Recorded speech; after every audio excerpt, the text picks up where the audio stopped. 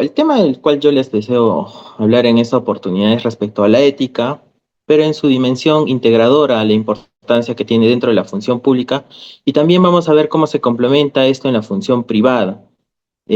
Vamos a ver de que existe una normativa vigente que establece o trata de estandarizar los criterios de ética en un ámbito público, pero debemos entender que este requerimiento no solo es para un ámbito público, sino que también en el ámbito privado se tiene esa misma exigencia, pero van a existir algunas variables. Siguiente diapositiva, por favor.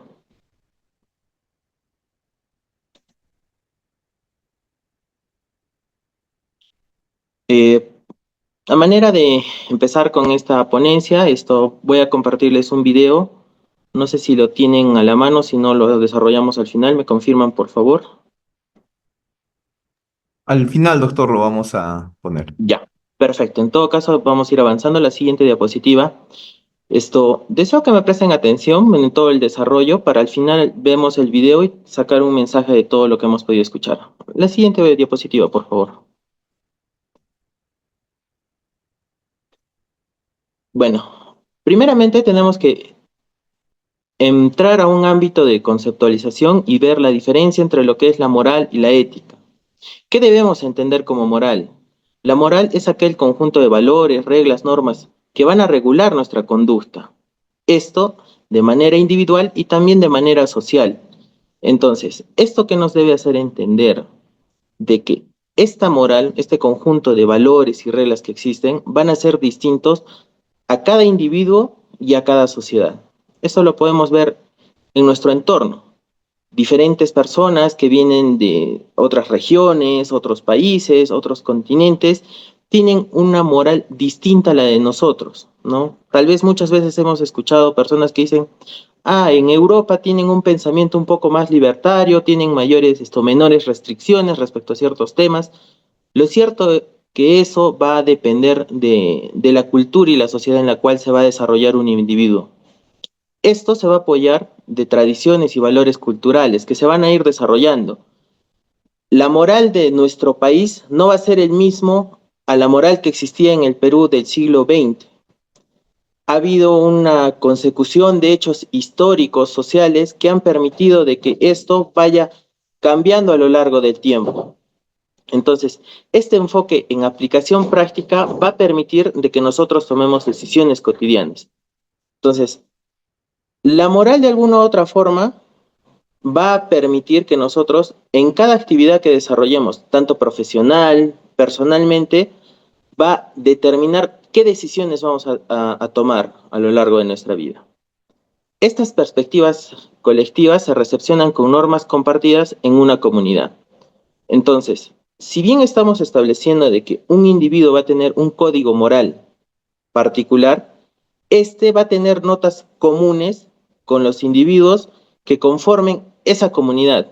Entienda esa comunidad no solo con una región, sino también con nuestro centro laboral, con nuestra familia, con el lugar donde nosotros usualmente vamos a estar en constante contacto.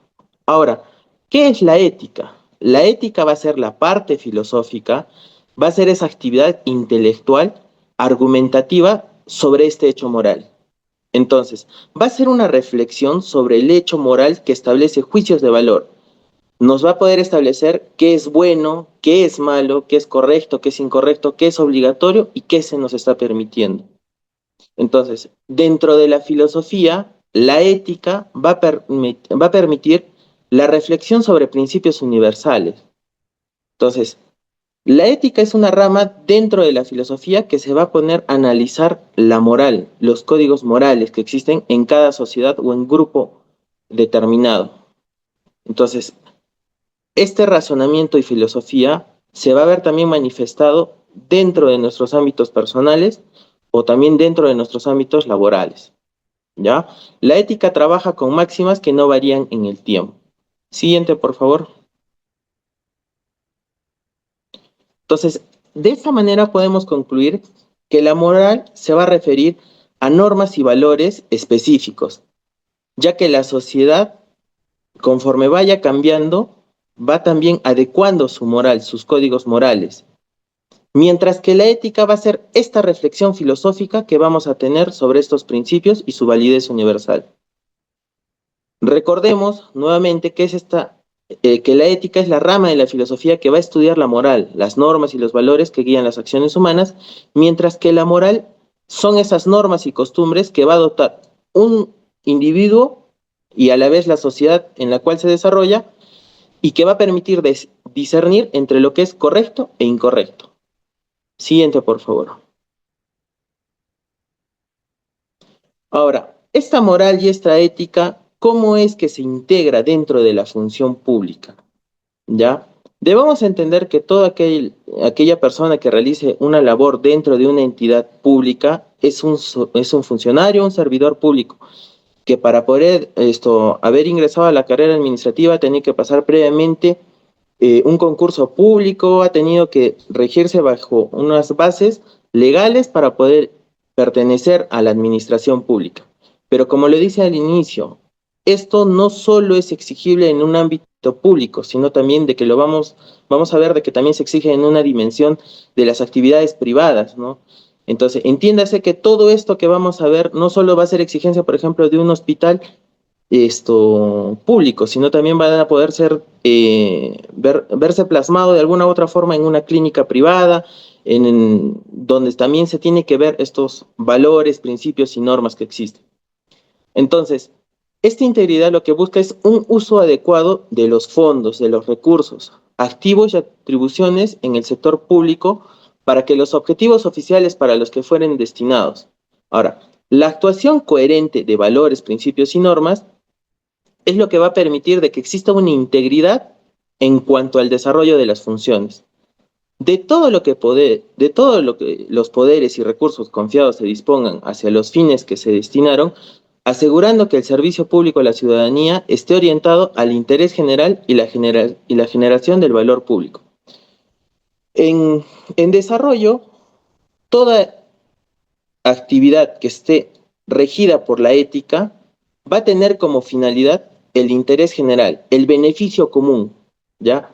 Como les dije al inicio, no solo se busca esto, una estandarización en un ámbito público, sino también en un ámbito privado, porque tanto en el ámbito público como privado va a existir una administración de recursos, ya sea, entiéndase como digamos en un ámbito hospitalario, los propios insumos que se utilizan, hay un recurso que es humanitario, que son los propios pacientes. Entonces, todos estos principios los vamos a tener en cuenta al momento de desarrollar nuestras funciones. Siguiente, por favor. Ahora, ¿cuáles son las etapas que tiene que tener en cuenta una institución para poder llegar al fortalecimiento de la cultura e integralidad? Entonces, para poder llegar a una total integración de la ética en nuestras labores y en nuestro centro de trabajo, tenemos que tener en cuenta estas etapas. Primeramente, debe existir una planificación. Debemos hacer un diagnóstico del desarrollo y una elaboración del programa de integridad. Entonces, como dicen, tenemos que sincerar cuál es la situación actual de nuestro centro de trabajo, ya sea en macro o en micro. Por ejemplo, yo soy una enfermera que está encargada del área justamente de enfermería, tengo que desarrollar un diagnóstico, cómo están trabajando nuestras compañeras, en qué nos estamos equivocando, cuál es la queja de los pacientes, cuál es la queja del demás personal, para que hagamos un mea culpa, podamos reflexionar de lo mismo y poder salir adelante y brindar un servicio idóneo.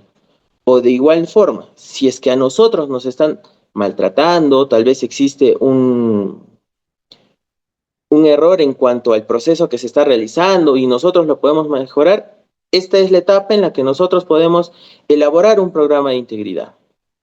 Ahora, una vez que ya tenemos un diagnóstico de todo esto, ¿qué es lo que sigue? Tenemos que desarrollar cuáles son nuestros componentes para realizar la integridad de esta ética.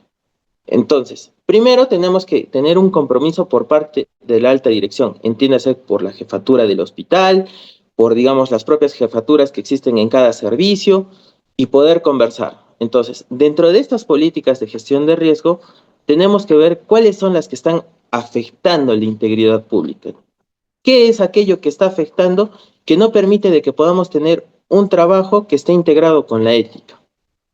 Y una vez que tengamos ello, podemos establecer una política de integridad. Entonces, conversamos con nuestro empleador, con nuestro jefe, le decimos, ¿sabe qué? Hemos podido identificar estas circunstancias que no nos permiten tener un trabajo íntegro.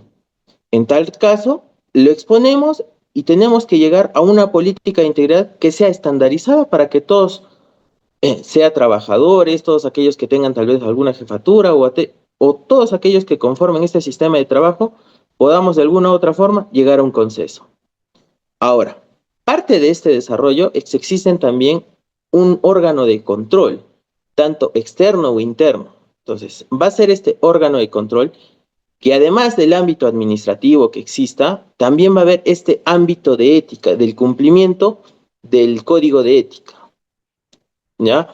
Y además también va a permitir que exista una transparencia de datos y de rendición de cuentas. ¿Qué pasa? Hagamos de cuenta que en un hospital no existe un órgano de control interno. Va a existir una falencia en cuanto a la transparencia de datos y de esta rendición de cuentas.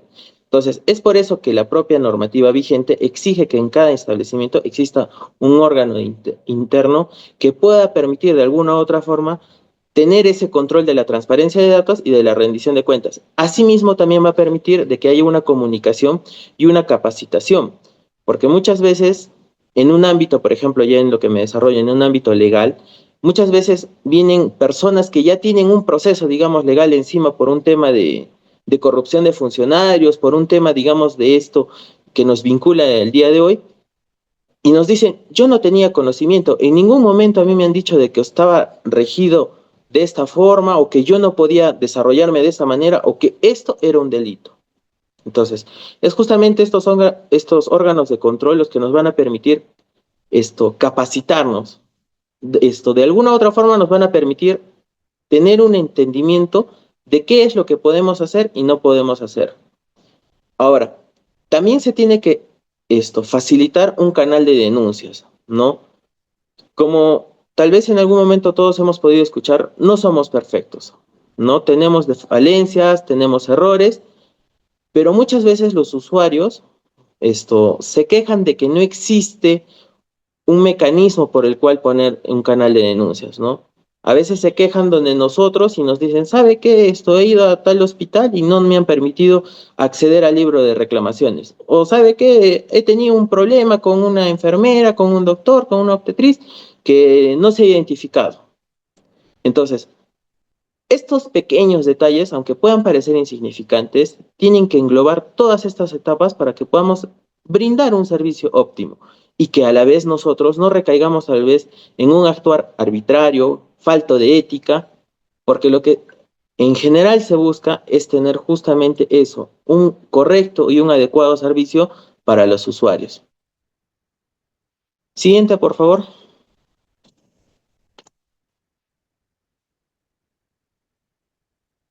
Siguiente diapositiva, por favor.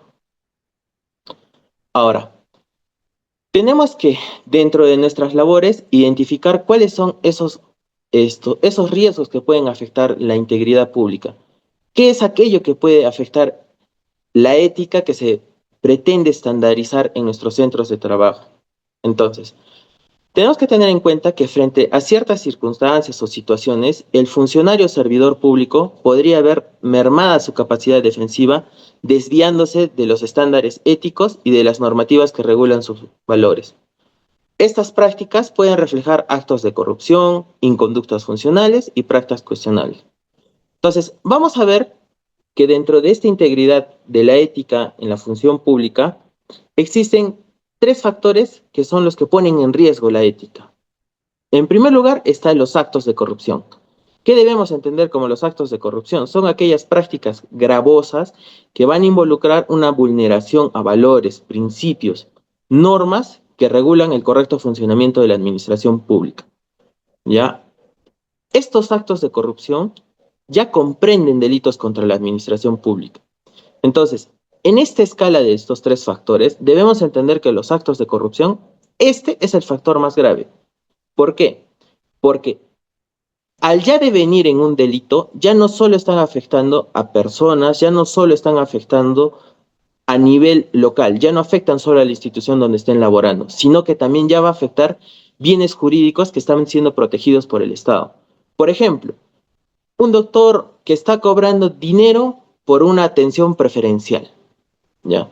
Ya no es solo que está perjudicando a los pacientes que estaban en cola, o no es solo que está afectando los intereses de esa institución, de ese centro de salud, sino que justamente está afectando la correcta administración pública, porque no solo estamos viendo un tema de que hay una afectación a nivel local, sino que se están vulnerando bienes jurídicos que están siendo tutelados, protegidos por el Estado. El siguiente factor de riesgo que encontramos son las inconductas funcionales. ¿Qué es una inconducta funcional?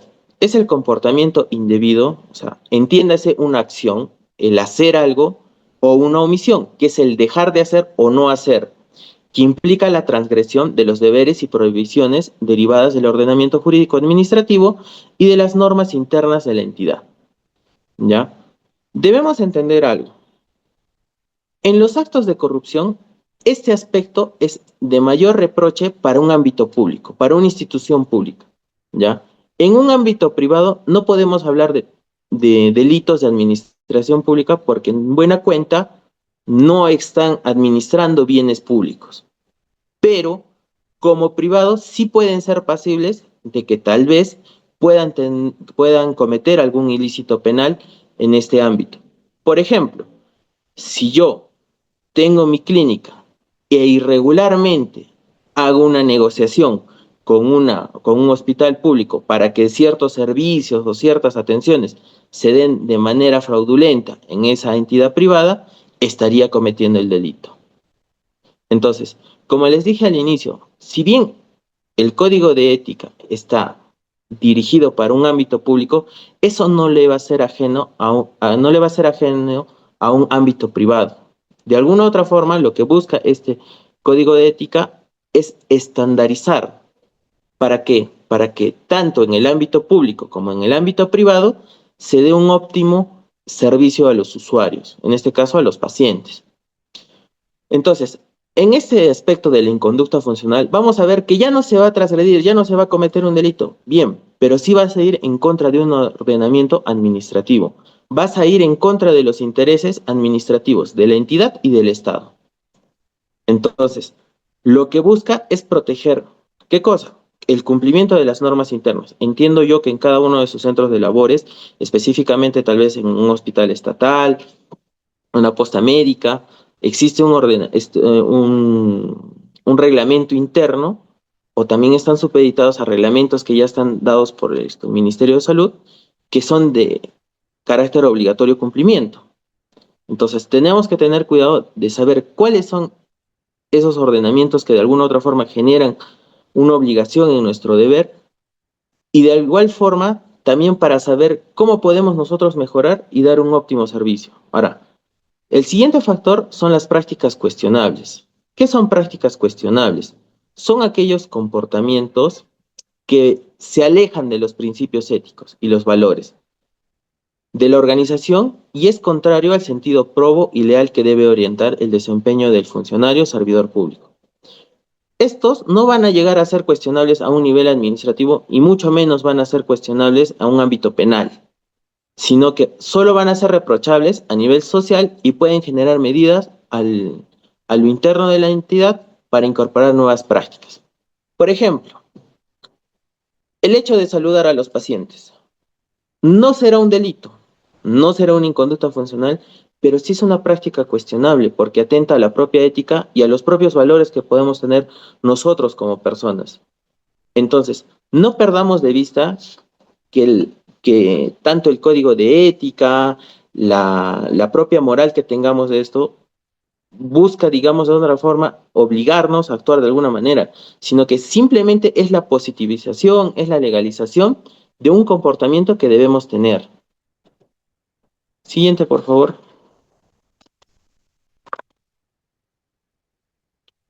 Ahora vamos a entrar a un aspecto normativo, ¿ya? Como les indiqué, bajo la ley 27.815, el Estado ha promulgado el Código de Ética de la Función Pública. Este código de ética, ¿qué es? es una herramienta básica que lo que va a buscar es homologar los principios, valores y pautas de comportamiento que se esperan de los servidores públicos en el desempeño de sus empleos, cargos o comisiones. De manera específica, el propósito del código de ética es impulsar, consolidar y velar por una cultura de valores y principios éticos que guíen la labor cotidiana de los servidores públicos. Los servidores públicos deberán conducirse bajo estas normas de comportamiento al tomar decisiones, al adoptar medidas en el desempeño de sus empleos, cargos y comisiones. Entonces, reiterarles nuevamente, como les dice en inicio, este código de ética, si bien está dirigido a una función pública, a servidores y funcionarios públicos, no le va a ser ajeno al ámbito privado, porque en buena cuenta lo que está haciendo es estandarizar cuál va a ser el comportamiento de los trabajadores, en este caso, frente a ustedes, señores enfermeros, señoritas enfermeras, frente a sus usuarios, que en este caso serían los pacientes. Entonces, esto es de exigencia en toda institución pública. ¿Ya? Siguiente, por favor. Miren, el código de ética es amplio, pero lo que me gustaría tal vez es recalcar, poder ver los principios que rigen esta norma. En primer lugar, tenemos el principio de interés público. ¿Qué nos dice este principio? Que el servidor público debe actuar siempre en un beneficio común, priorizando los intereses de la sociedad sobre los intereses personales o de grupos específicos. Entonces, yo como funcionario o servidor público, ¿qué es lo que voy a buscar? Voy a buscar el interés común, no voy a buscar mi interés, sino voy a buscar el interés de los demás. Entonces, un ejemplo, por ejemplo, un funcionario del Ministerio de Salud asigna equitativamente recursos médicos a hospitales de distintas regiones sin favorecer a su lugar de origen.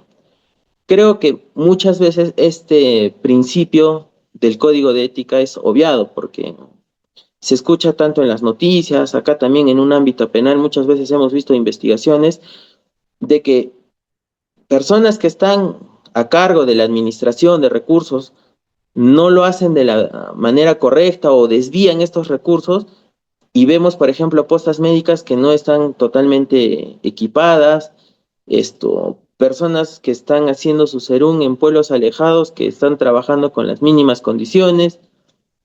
Sin embargo, vemos que estos funcionarios extrañamente empiezan a generar un mayor índice de riqueza particular, ¿no? O sea, está desviando esos recursos del Estado y esos recursos que deberían ser asignados justamente a estos hospitales, postas que realmente necesitarían ese apoyo. Entonces, esto es lo que busca el principio de interés público, que por el interés privado esté el interés público. Nosotros nos debemos, como dicen ustedes, a sus pacientes. Siguiente, por favor. Ahora, el principio de probidad. ¿Qué es el principio de probidad? Nos insta a actuar con honradez, con rectitud, sin aprovechar el cargo para beneficios personales o de terceros. Ejemplo, un funcionario rechaza un soborno de una empresa constructora que busca ganar un contrato público de manera irregular.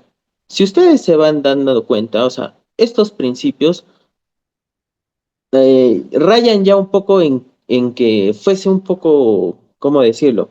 De que es obvio, que es evidente, ¿no? O sea, imagínense a qué punto ha tenido que llegar el Estado de sacar un código de ética para estandarizar criterios, ¿no? No todas las personas tenemos, como hemos visto en un inicio, el mismo código moral, no tenemos el mismo código ético. Pero en todo caso, lo que busca este código de ética es estandarizar. Creo que en todos es esto sabido de que debemos actuar con honradez, con rectitud, evitar de aprovecharnos de las demás personas, pero sin embargo vemos casos, y más ahora en la coyuntura que estamos viviendo, tanto política y social, que muchas veces hay funcionarios que reciben sobornos. Más allá tal vez de la responsabilidad penal, administrativa que tengan, también tenemos que tener que hay un reproche personal, o sea, cómo una persona puede estar tranquila sabiendo de que está haciendo esto en perjuicio de una persona. Porque muchas veces, por ejemplo, al momento de que se hace una contratación, recibiendo una coima o recibiendo un dinero ilícito, genera un perjuicio en la obra en sí. Hemos visto puentes que se han caído, hospitales que no se han terminado, obras, carreteras que están en pésimas condiciones. Entonces, lo que trata este código de ética es promover un nivel de conciencia en cada servidor, funcionario público, que cuando se ve atentado a estas circunstancias, actúe con probidad, actúe con honradez, actúe con rectitud. De esta manera, es la única manera que nosotros podemos garantizar de que cada uno en el espacio donde esté elaborando puede estar aportando para que esta circunstancia cambie. De seguro todos estamos cansados de estar escuchando hechos de corrupción, hechos de abusos. Entonces, la única manera de hacerlo es que nosotros vayamos mejorando eso desde donde nos encontremos. Actuemos con honradez, actuemos con rectitud, busquemos el bienestar común y vamos a ver que poco a poco eso va a cambiar. Siguiente, por favor. Principio de eficiencia. El principio de eficiencia busca que el funcionario servidor público se pueda desempeñar en el cargo con una debida diligencia, optimizando el uso de recursos públicos para el cumplimiento de los objetivos estatales. Por ejemplo, un trabajador municipal mejora los procedimientos administrativos para reducir el tiempo de emisión de licencias de funcionamiento. Este principio yo creo que debería ser exigencia de cada uno de nosotros, tanto en el ámbito público como en el ámbito privado. Muchas veces vemos personas de que vienen cansadas, están haciendo sus colas esperando atenciones. Yo como trabajador, ¿qué puedo hacer para agilizar esto? Por ejemplo, yo les doy un ejemplo. Acá dentro de la fiscalía muchas veces vienen personas que tienen total desconocimiento del ámbito legal. Entonces, si yo voy y los desvío a donde un abogado, voy y los desvío hasta donde una persona, van a demorar, van a regresarme, me están solicitando copias, se han olvidado el voucher. Si yo fuese una persona intransigente, si fuese una persona que no ha internalizado este principio de eficiencia, le diría, ¿sabe qué, señor? No le puedo recibir su escrito, no le puedo entregar las copias porque usted no me ha apuntado el voucher. Es hacerlo ir al señor, que nuevamente regrese, me presente nuevamente escrito.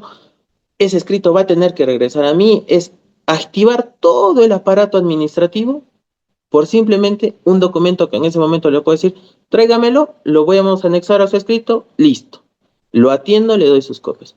En todo caso, ustedes también vean de qué forma pueden optimizar estos recursos, de qué manera pueden optimizar estos procesos que existen para poder de alguna u otra forma brindar un mejor servicio. Siguiente, por favor.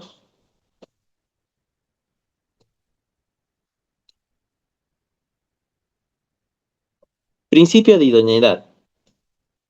Tener las competencias necesarias para ejercer el cargo y tomar decisiones basadas en conocimientos técnicos. Ejemplo, un ingeniero civil es contratado para supervisar una obra pública en lugar de una persona sin formación en el área. Creo que muchas personas hemos visto de que a veces se contratan personas o asuman encargaturas, jefaturas o ciertas comisiones y no tienen las capacidades. Parte de la fortaleza, parte del desarrollo de habilidades blandas, del propio autoconocimiento, es saber cuáles son nuestras virtudes y cuáles son nuestras debilidades. Entonces, si a mí, por más que mi jefe o tal vez la persona que sea mi superior inmediato tenga esa confianza, esa amistad conmigo y me quiere delegar una función que obviamente yo no sé o no puedo, es parte de nosotros aceptarlo y decir, ¿sabe qué? No me siento en la capacidad o todavía no me encuentro en las condiciones de yo poder asumir esta jefatura, esta encargatura. O, ¿sabes qué? Te vamos a promover a un área donde tú vas a tener que te vas a encargar de hacer el desarrollo de toda esta actividad. Pero ¿qué pasa? A veces nos ponen en circunstancias de que no tenemos los conocimientos técnicos. Tal vez yo no tengo una capacidad administrativa. Tal vez mis capacidades son más netamente a capacidades con la atención a los pacientes. No, ¿sabes qué? Que nos falta una persona para que dé atención en el call center o para que esté atendiendo las citas, esto que el otro. ¿Sabe qué? Discúlpeme, yo soy una persona que no tengo esas capacidades, no he tenido ese desarrollo en ese ámbito, pero ¿sabe qué? Déjeme en esta área. Tal vez a mí me gusta más el área de atención a, a personas de mayores de edad, o ¿sabe qué? Yo tengo capacidades para poder desarrollarme más con niños o con personas que están con enfermedades terminales. Entonces, es capacidad de cada uno saber cuáles son sus fortalezas.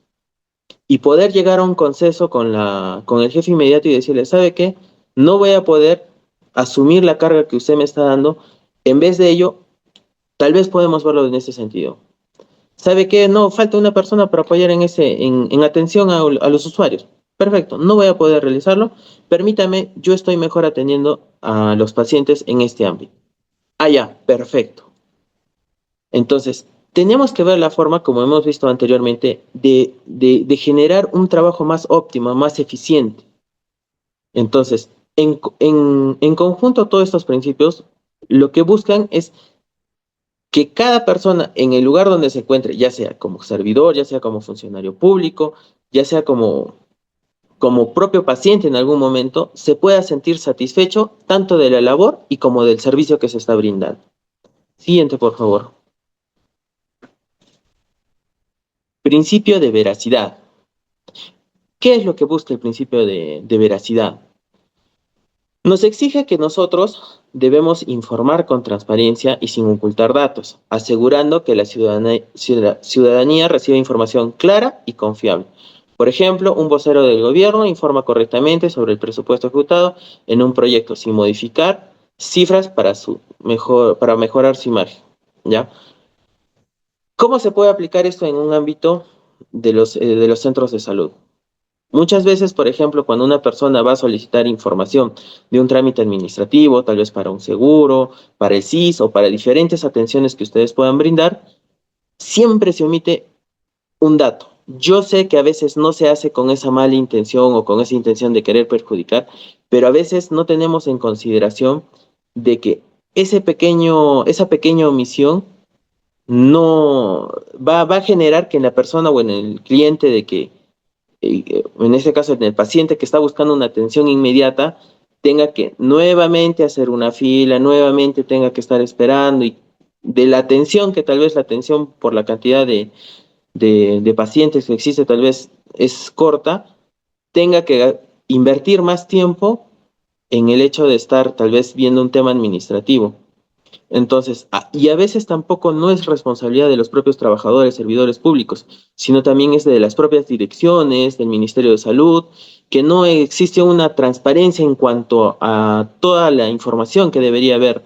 Si toda esta información fuese transparente, tal vez estuviese colgada en una página web, estuviese esto en algún periódico mural, de alguna u otra forma fuese de fácil acceso, les aseguro de que esos procedimientos o esos requerimientos de información van a ser menos engorrosos y también va a evitar de que ustedes omitan esos detalles de eso. Porque sí, lo cierto es de que a veces con tanta información, con tantas cosas que tenemos, a veces nos emitimos, pero tenemos que tener en cuenta de que eso puede generar un perjuicio. Entonces, tengamos siempre a la mano esa información, cómo podemos ayudar, cómo podemos evitar eso. Ahora, con mayor reproche será para aquella persona que a sabiendas y teniendo conocimiento de eso, lo busca ocultar. ¿Ya? Entonces tenemos que tener mucho cuidado con esos aspectos. Siguiente, por favor.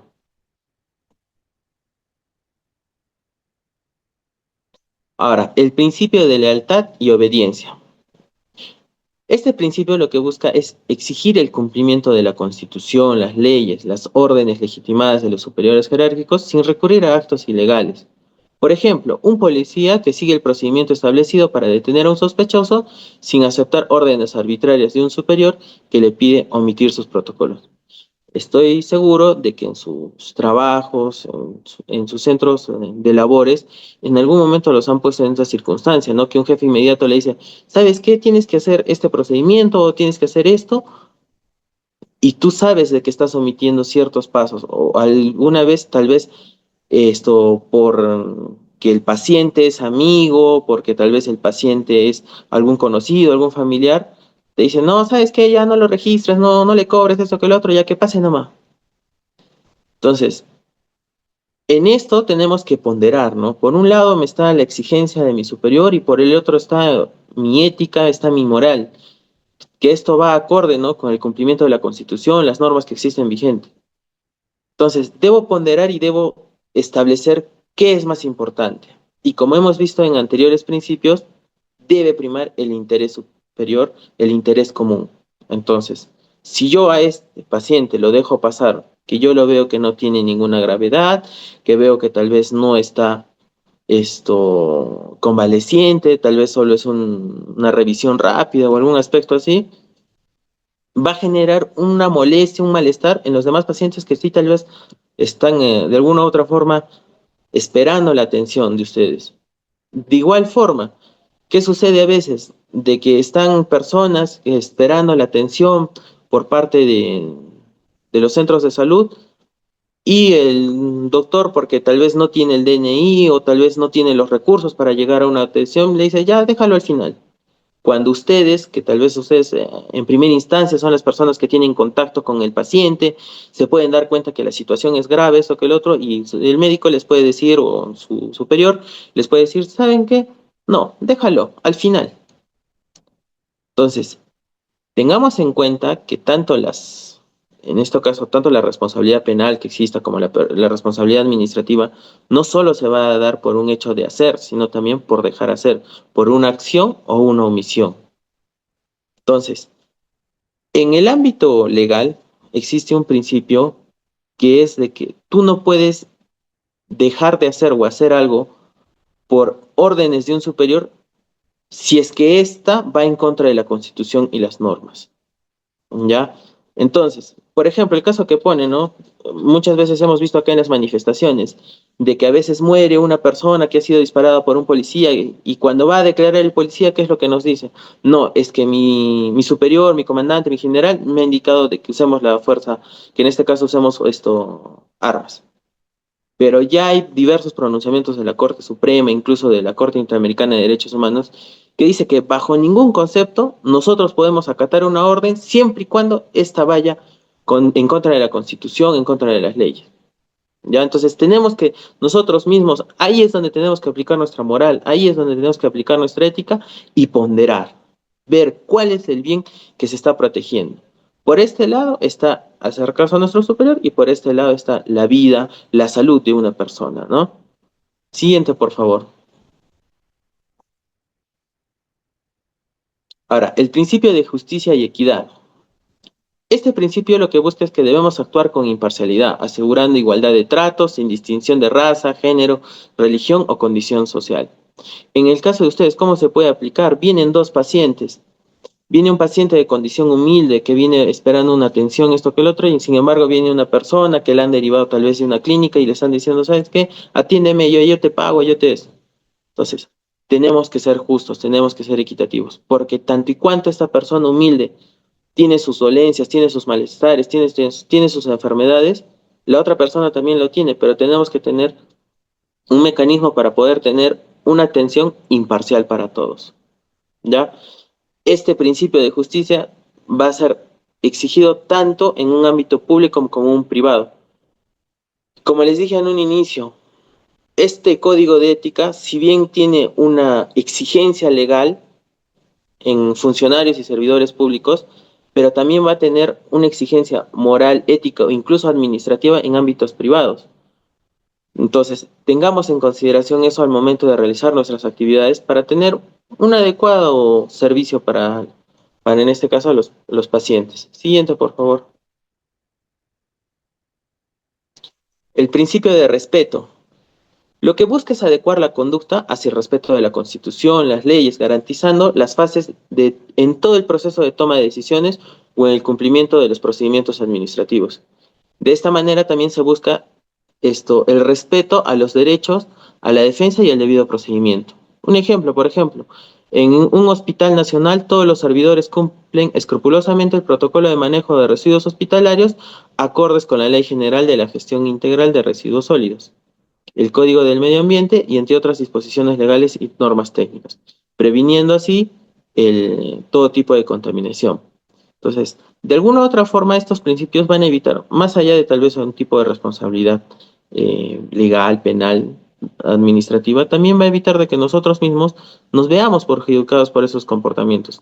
Tal vez pueden ser no comportamientos particulares que uno haga, pero tal vez en otros compañeros esos comportamientos, esas actividades pueden repercutir en contra de nosotros, ¿no? En este caso, por ejemplo, al momento de que ustedes manejen esos residuos, conforme se tiene esta ley, lo que busca es evitar de que haya una contaminación tanto del personal esto de salud como también de los pacientes. Siguiente, por favor. Principio de decoro. Mantener una conducta digna y respetable en todo momento, dentro y fuera del ejercicio del cargo. Un funcionario no participa en actos de escándalo público ni realiza comentarios ofensivos y en redes sociales. Creo que he visto comentarios, he visto por ahí en ponencias pasadas respecto a este principio, que no se está cumpliendo el principio de decoro. No, esto, ¿sabe qué, doctor? Esto, hay una compañera que habla mal de mí, que sabe que hay esta circunstancia, que yo sé que ella está hablando mal de mí ante los pacientes, ante mis compañeros de trabajo, esto que lo otro. Entonces, es un llamado a la reflexión que existe el principio de decoro. O sea, no es solo tener una conducta idónea, respetable dentro del centro de trabajo, sino que lo mismo se tiene que ver dentro del fuera del trabajo. Tengamos en cuenta que la carta de presentación que tienen como trabajadores, funcionarios, servidores públicos, no solo es también el trabajo que realicen, cómo atiendan a sus pacientes, sino también es cómo ustedes se comportan dentro y fuera. Y ante una inconducta por parte de un compañero y todo esto, dentro de los ámbitos públicos, pueden hacer reconocimiento a su jefe inmediato, potencial humano, de que existe esta circunstancia y ya tomarán las medidas administrativas correspondientes, porque como lo estamos viendo, este es un principio que es esto exigible a todos los funcionarios y servidores públicos y que tampoco le debe ser indiferente al ámbito privado. Siguiente, por favor.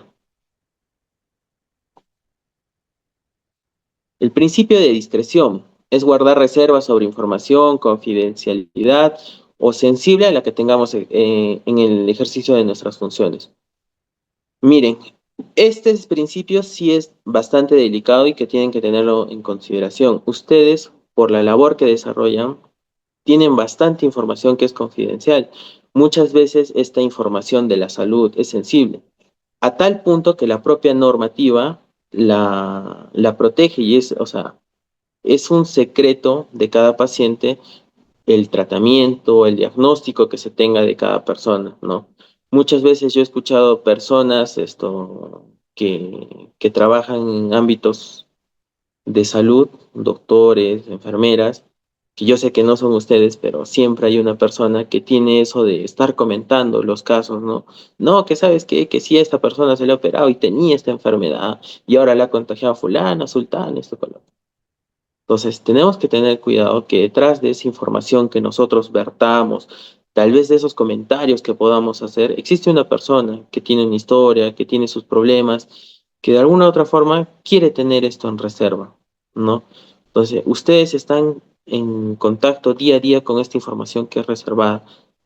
Entonces, tanto es así que incluso nosotros en el ámbito penal, donde yo particularmente me desarrollo, no tenemos acceso fácilmente, o sea, tenemos que hacer todo un procedimiento establecido para poder obtener, por ejemplo, copias de las historias clínicas.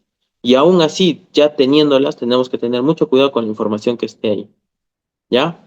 Siguiente, por favor. Principio de transparencia. Existe un deber de transparencia.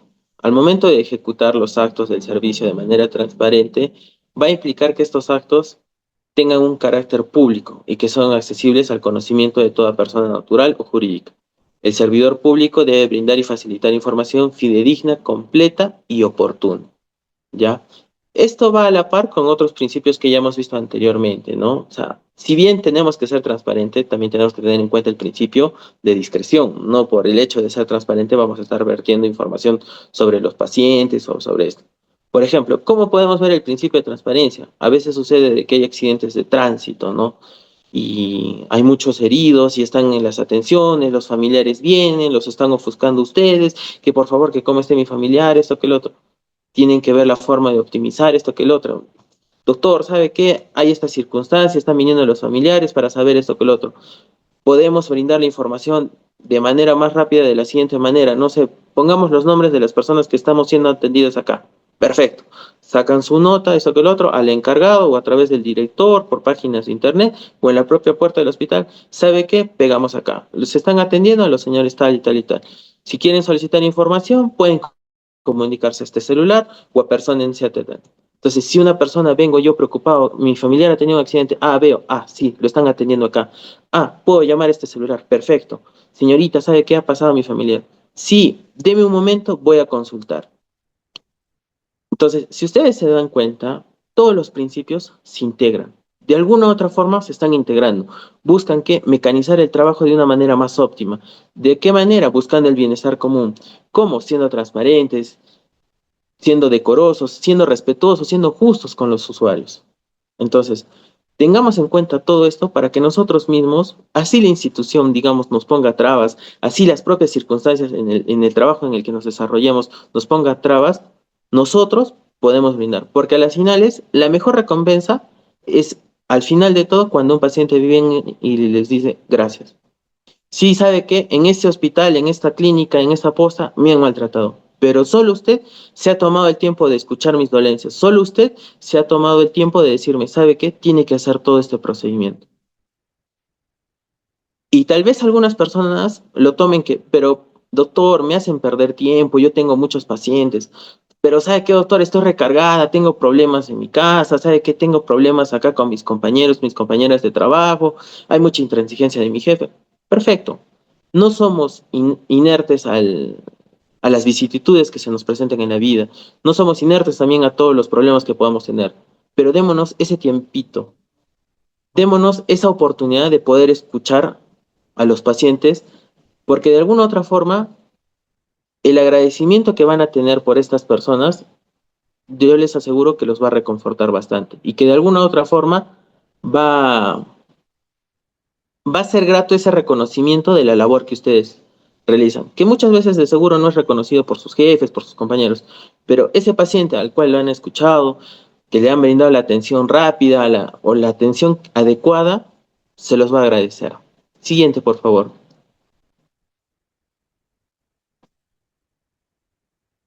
Ya para terminar y no agobiarlos, el principio de ejercicio adecuado del cargo.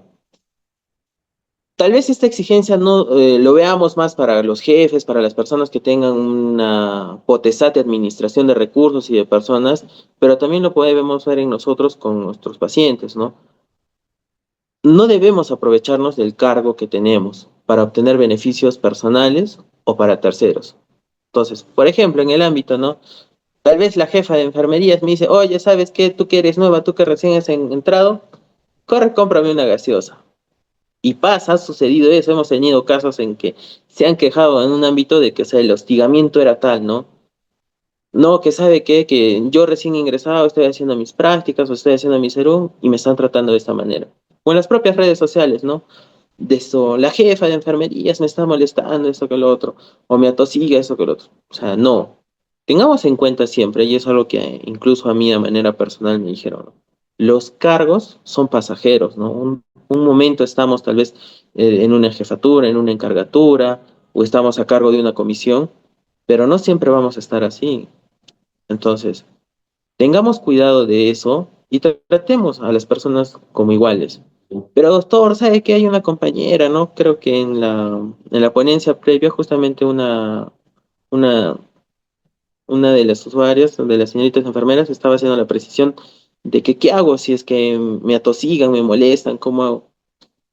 Es justamente donde tenemos que realzar ahora nuestra templanza, las habilidades que podamos desarrollar, la inteligencia emocional, como bien dijo la ponente anterior, y nosotros poder ver la forma en cómo podemos encaminar o un mejor diálogo o simplemente por salud personal ver la forma de que ello no nos afecte. Pero eso sin buscar un provecho para sí mismo, ¿no? Entonces tengamos en cuenta, ya para terminar y a manera de conclusión, todos estos principios, todo esto, están enfocados en un ámbito más de buscar el desarrollo, el bienestar común. Si nosotros buscamos eso, vamos a ver un cambio, no solo esto en nuestro país, sino vamos a empezar de a pocos, tal vez en nuestro servicio, tal vez con nuestras compañeras de trabajo, con nuestros jefes, y de alguna otra forma va a haber un cambio. La única forma de hacerlo es que nosotros pongamos ese granito de arena que siempre nos piden, ¿no? No sé si tal vez tendrán el video para poder usarlo y hacer la última actividad.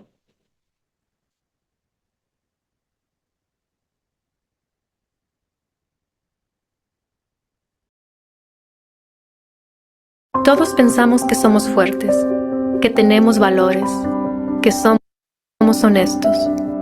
Pero cuando las circunstancias nos ponen a prueba, es entonces cuando sabes si eres quien decías ser. Cuando yo era niña, mi papá me llevaba todos los días a la escuela antes de ir a su trabajo. Él era obrero en una gran empresa que fabricaba componentes electrónicos. Él era muy responsable y dedicado, y por eso la compañía estaba a punto de darle un significativo ascenso. Recibiría una importante capacitación, tendría su propia oficina, ganaría un sueldo mucho más alto. Mi papá estaba muy ilusionado. Decía que en poco tiempo podríamos comprar un auto. Siempre lo vimos trabajar duro. Nadie merecía más que él esa promoción. Pero un día, algo sucedió.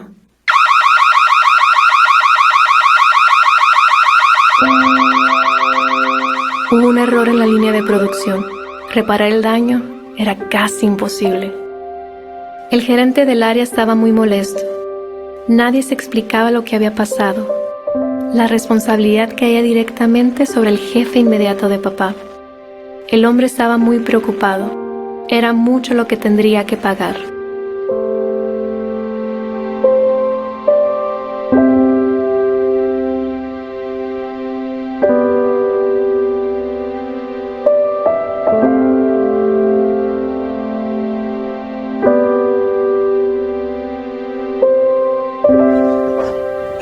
Yo fui, Sergio. Yo fui el responsable de lo que sucedía allá. Fue mi culpa. Papá estaba frente a una encrucijada. Si admitía el error, No sé, todos Sergio. sus planes se vendrían abajo. No sé, Sergio. Marcos, no puedes echar todo a perder. No sé, Sergio. Marcos, piénsalo un poquito, Marcos. No, Sergio, no podría mirar a mi familia a los ojos sabiendo que no hice lo correcto. Una gran deuda caería sobre sus hombros y podría costarle hasta la cárcel. Pero mi papá eligió ser honesto, sin importar el costo que su honestidad implicaría. Él decidió pagar el precio de lo sucedido.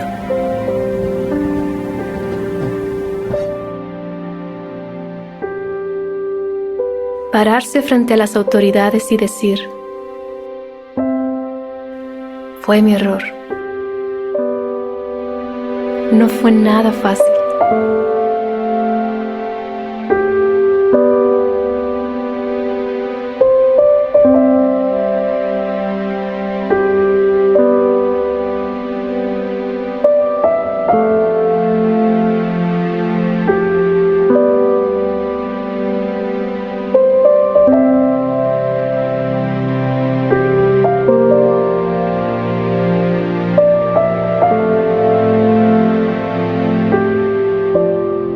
Tuvo que enfrentar a los directivos y admitir plenamente su culpabilidad.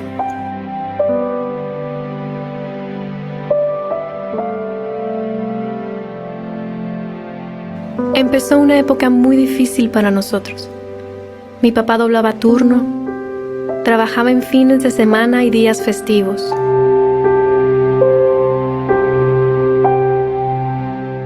Lo veíamos muy cansado.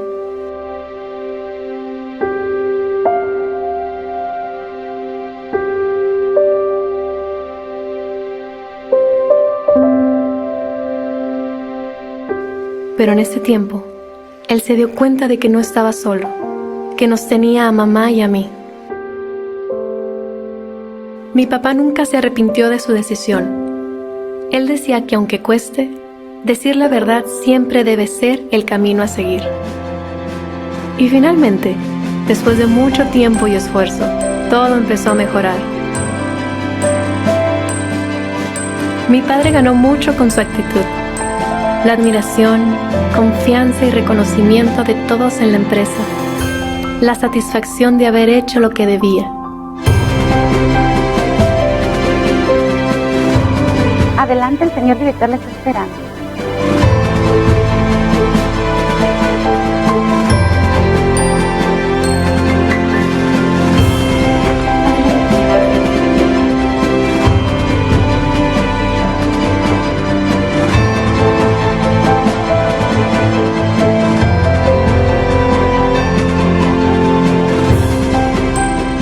mayor logro de mi padre fue sembrar en mí la convicción de hacer lo correcto, el dejar para nosotros un legado de honestidad, aunque cueste.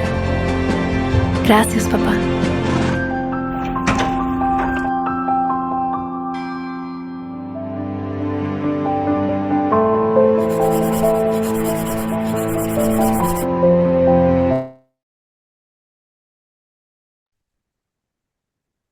Listo. Muchas gracias.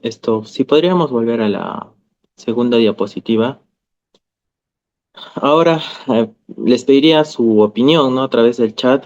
Vamos a poner unas opciones. Quiero saber qué opción es la que ustedes escogerían y de alguna u otra forma también llamar a la reflexión, ¿no? O sea, un mensaje muy fuerte que nos deja el video y principalmente el mensaje que ha sembrado en su hija, la satisfacción de saber que he hecho lo correcto, ¿no? Vamos a estar en circunstancias en las cuales vamos a tener que afrontar un problema, asumir una responsabilidad y vamos a tener que afrontarlo sacando a relucir nuestra moral, nuestra ética, todos aquellos valores. Tengamos en cuenta cuando tomemos una decisión, no es una decisión a título personal. De seguro también tiene familia, esposa, hijos, padres. Y como en algún momento un profesor a mí me dijo, ¿no? Tu carta de presentación va a ser tu nombre. Tu nombre va a conllevar las decisiones que tú tomes en los mejores y en los peores momentos, principalmente en los peores momentos. Entonces, teniendo en cuenta el video, me gustaría saber su opinión, ¿no? O sea, ¿qué decisión adoptarían? Tenemos 4 opciones ahí. Por favor, si en el chat pudieran decirme cuáles son sus opiniones.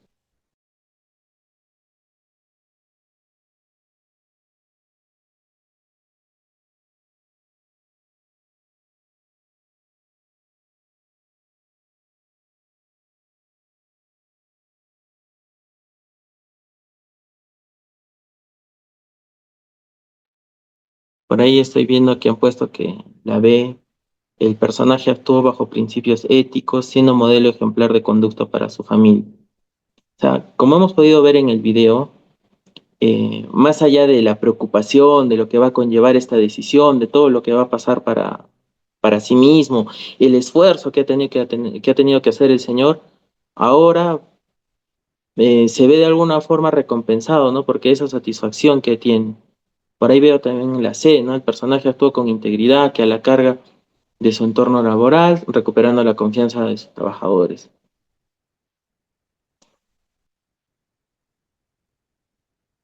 En todo caso, ya para terminar, dejarles nomás el mensaje que nos deja el propio video, ¿no?